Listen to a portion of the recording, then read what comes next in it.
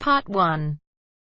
You will hear a woman being interviewed by a market researcher in a health club about her membership of the club. First, you have some time to look at questions 1 to 5.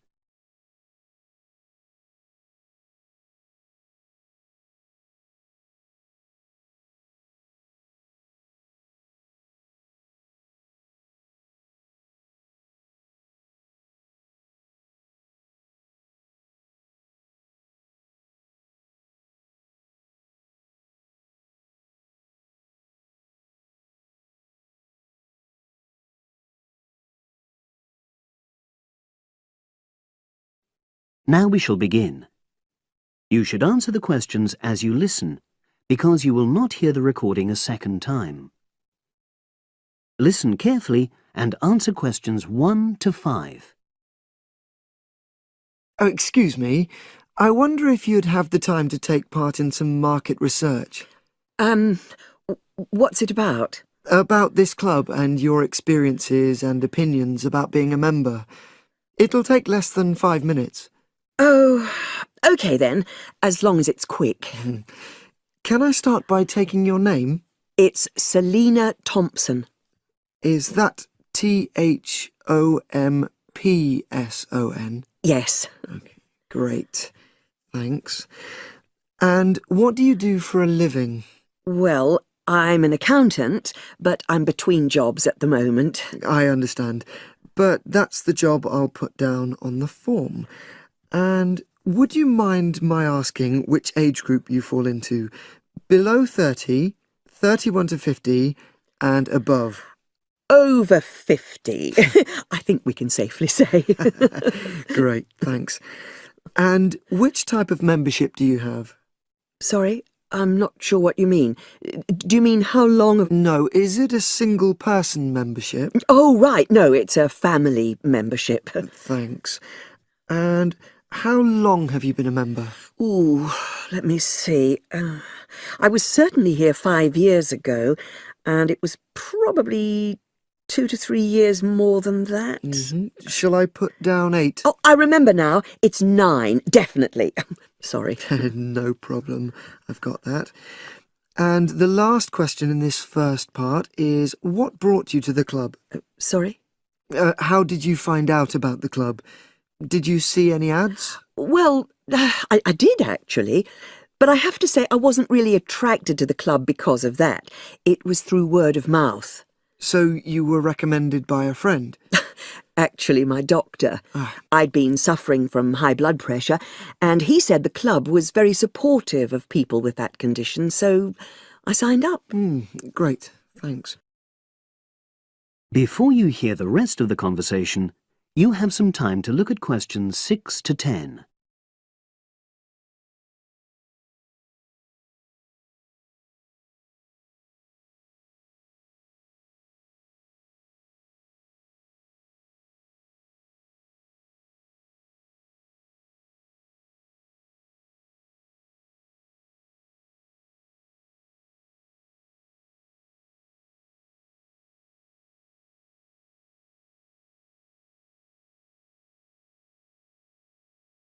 Now listen and answer questions 6 to 10.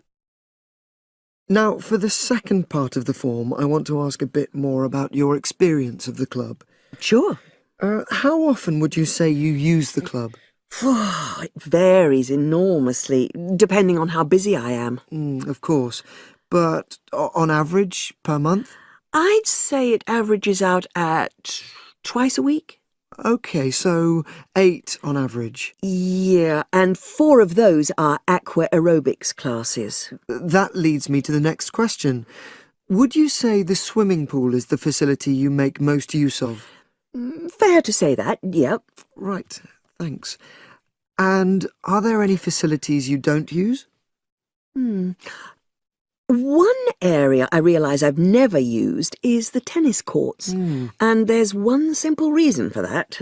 You don't play tennis? Actually, I'm not bad at it. Oh. It's that I'm not happy having to pay extra for that privilege. Right. I've made a note of that. Thanks.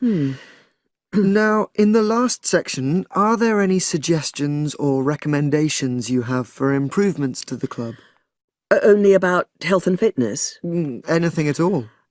Well, I'd like to see more social events. Ah. It isn't just a question of getting together for games or classes, but other things, you know. Yes, sure. And another thing that I was thinking, when I had my yoga class in the gym last night, we were all sweltering in the heat, was that I think they should put in, or, you know... Air conditioning. That's exactly what I mean. The rooms are really light and well designed, but they do need proper installations. Sure.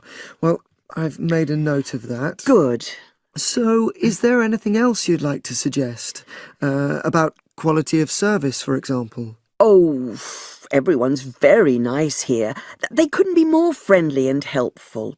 Oh, but I tell you what, it's a shame the restaurant isn't open in the evening on Saturday, and Sunday as well, for that matter. Oh. So, the club should... Open it later on those days. OK. Well, thank you very much. That's all the questions I have.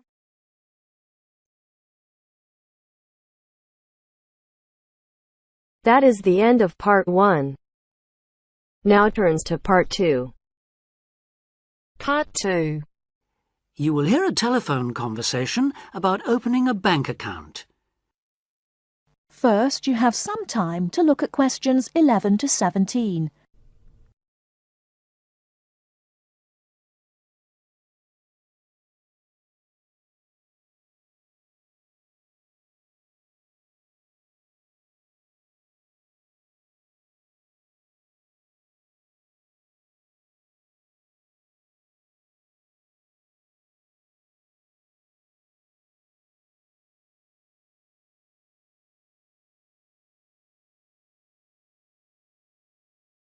Now, listen carefully and answer questions 11 to 17. Expats Helpline, Terry Davies here. What can I do for you? Hello, Terry. I've been in this country for a while, and I've just been offered a job in the city, so I think I'm going to need to open a bank account. I haven't had one before, so I'm wondering what papers I need. Well, basically you'll need to be able to prove to the bank that you're who you say you are, and that you live where you say you do, okay? Uh-huh. And for some banks, at least, that means you'll have to show them 2 separate pieces of identity. So I'll run through the list if you like. Yes, please. Okay. I'll bring it up on the screen. Let's see. Here it is. Right. The first thing it says is a valid passport. Mine's Australian. Yes, that would be fine, of course. The next one is a driving license, and again, one from your country would be okay. Then that's followed by birth certificate. Oh, hang on, that's only if you're under 18. Which I'm not. Right, so not that then. But you can also show them a benefit book. For instance, if you're in ill health, or unemployed, or getting income support. Yes, I could bring that. Or a letter from my employer, maybe? Well, that's not actually on the list, so we'll have to assume you can't. Okay. And to prove where I live? Again, there are several possible things listed here.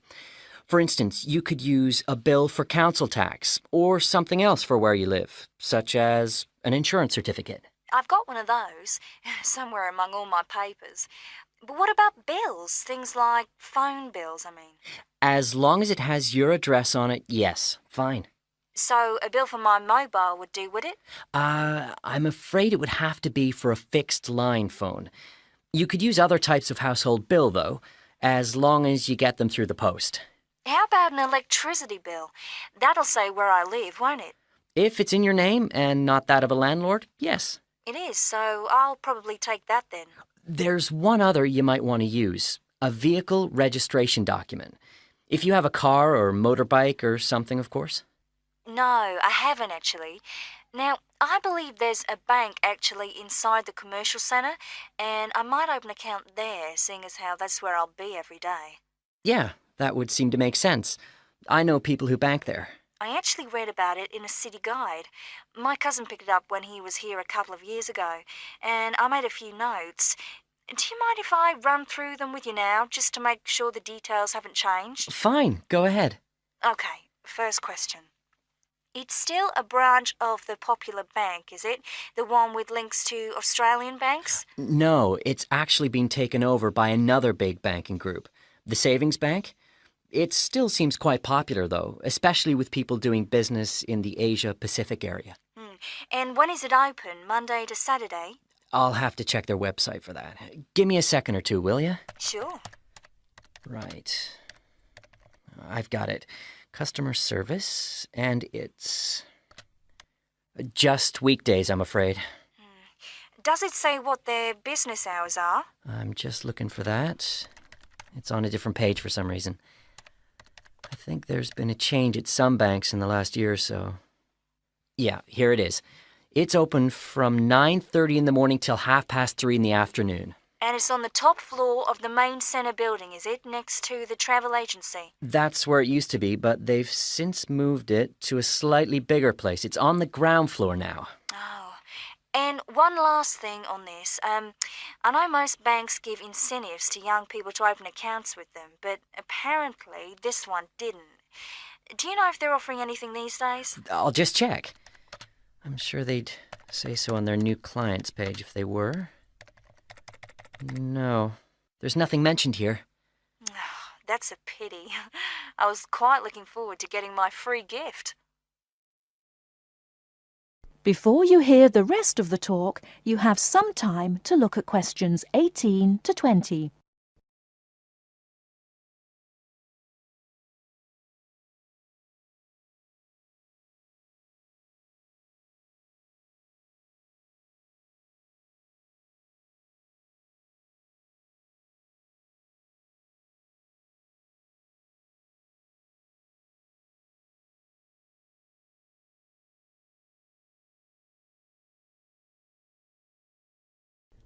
Now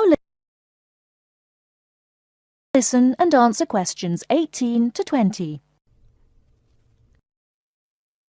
There are plenty of other banks within walking distance, you know.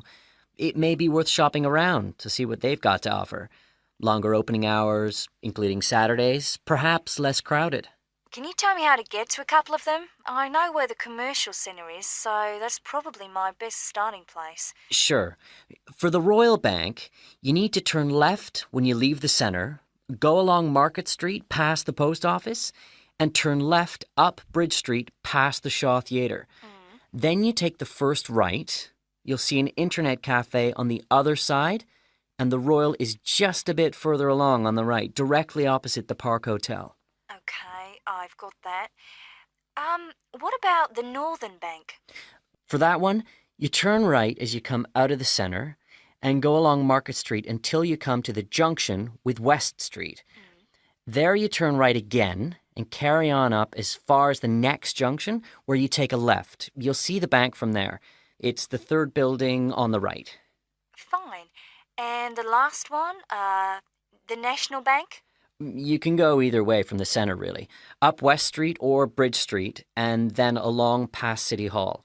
The bank is on the other side of the road, right next to the tourist office. You can't miss it. Great. Thanks a lot for your help. Anytime. Bye. Bye.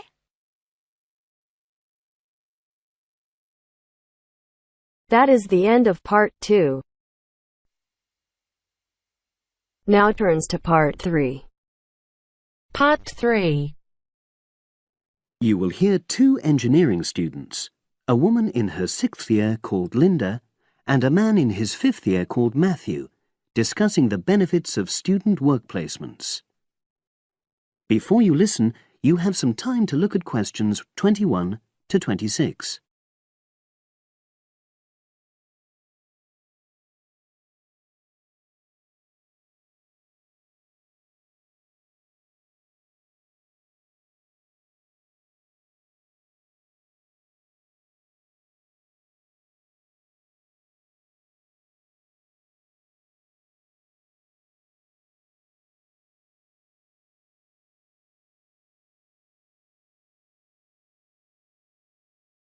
Now listen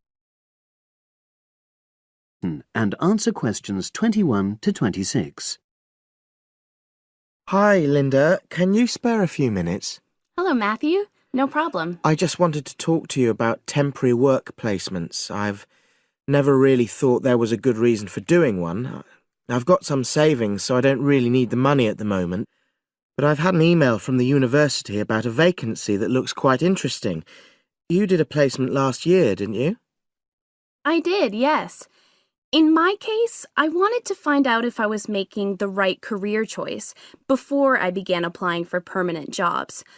I thought I wanted to work in car manufacturing, but I wasn't sure, so I applied to Toyota. What was the application process like?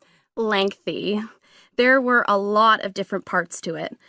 The dullest one was a psychometric test. You know, when you have to answer loads of questions about yourself. And you're trying to guess what's the best thing to say. Yes. Then there was an activity that we did in groups, which I found really fascinating. Engineers are renowned for being a bit unsociable, but I thought we made a great team. And we had an individual task too. We had to sort through various business documents and prioritize them. It was just like what you have to do as a student, really, just with different content. What exactly were you doing on the placement? I was helping to design some diagnostic software to identify any waste in the car assembly process. Do you mean waste of materials? No, time. Anything that can speed the process up helps to cut costs.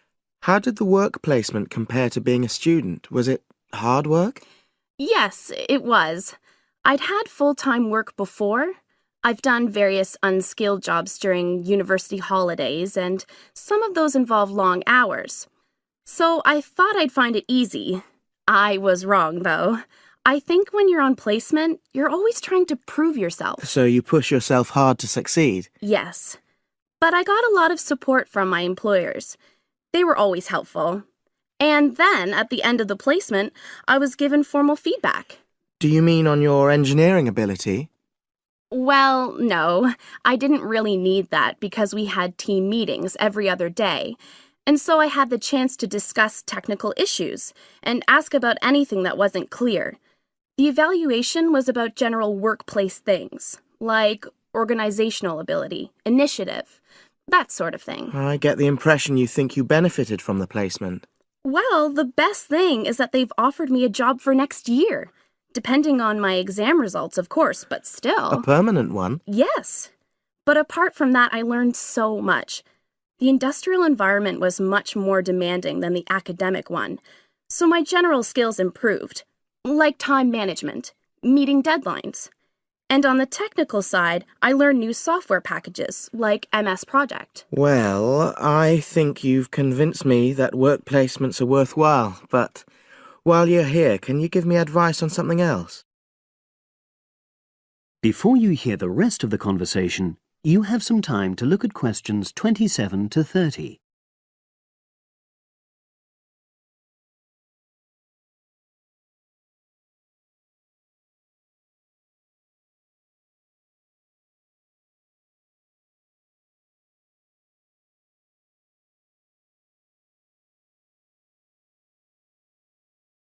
Now listen and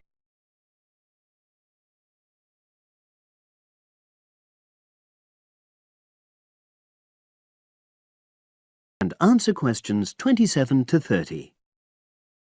I'm about to make a start on the engineering materials module, and I've got a book list here. Can you have a quick look and tell me what you would recommend? That's if you can remember. Let's see. I do remember some of them. Yes, this one, The Science of Materials. I found the subject quite hard generally, but this book is very accessible, so it suited me.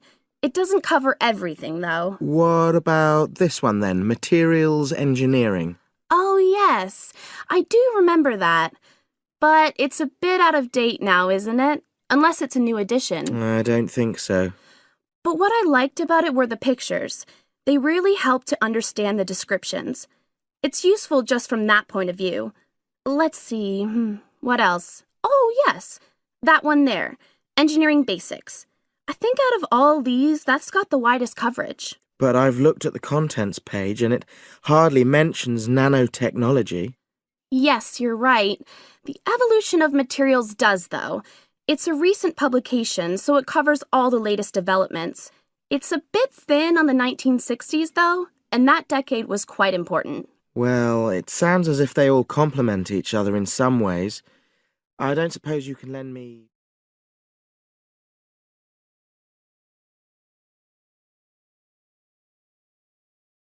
That is the end of part 3. Now turns to part 4. Part 4. You will hear a talk on bullying in the workplace, given by a university lecturer to a group of students. First, you have some time to look at questions 31 to 40.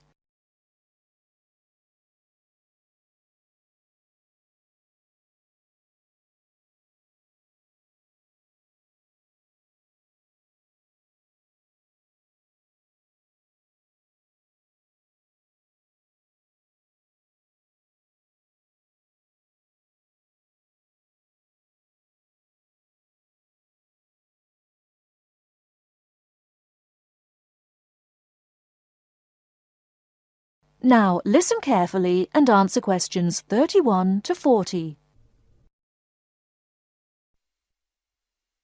Good morning. My name is Dr. Mervyn Forrest, and I specialize in management techniques and training. I've been invited here today to talk to you about the cost to the economy of bad management. And what I would like to dwell on first is an area that has recently been exercising everyone, and that is coercion in the workplace, or, to put it more simply, bullying. It has been estimated that bullying at work costs the British economy up to £4 billion a year in lost working time and in legal fees. And with the problem apparently on the increase, it is time that managers took on board what is happening. I would like to think that what is perceived as bullying is nothing more than lack of experience, insecurity, or lack of awareness on the part of managers, and not a conscious effort to attack someone, but that is perhaps a case of my being naive or over-hopeful. Before we break up into groups to look at the first task on the handout you've got, I'd like to give you a start with some of the main bullying methods that have been identified so far. Basically, what I'm going to do here is to give you examples of 1 or 2 points. Can you all read the OHP clearly? Yes? Right, off we go. The first item on the list is giving people tasks which managers themselves cannot do and which are therefore impossible to achieve. This is, in fact, a very common strategy used by managers to manage their subordinates. It gives certain people a false sense of security as they watch others failing while they try to achieve the goals set. Another simple bullying technique is constantly moving the goalposts, especially when one's employees are in the middle of a task. This is not bad management, it is just plain stupid. All targets and goals set should be easily achieved within a realistic timescale. Sending memos to someone else criticizing the performance of a task where the individual has no way of replying is another common technique, especially when the manager concerned does not reply or makes it impossible for subordinates to contact him or her by not answering the telephone or not replying to emails. This is not the style of a sound manager, but rather the antics of someone with emotional problems. If you behave like that, don't expect your staff to respect you. And now, the technological bully. It is interesting how all tools designed to help can be turned into dangerous weapons. The urgent email bully is fast becoming a problem in the office. Employees turn on their computers to be faced with a string of badly worded emails, making instant and often unrealistic demands, which reveal the hysteria mode of management. Have you ever felt a sense of dread before looking at your email, even your personal messages? All companies should develop a company strategy whereby there is an email code of practice, with offensive messages being forwarded to a designated person for appropriate action. I would now like you to break up into groups and brainstorm other bullying techniques which you think you may have experienced, and perhaps, if you're honest, which you have been party to. I can think of at least 9 more bullying strategies. I would also like you to consider ways in which you think that each of the techniques on your list can be countered. Is everyone clear as to what the task is? Yes? Okay. You've got 20 minutes to do this.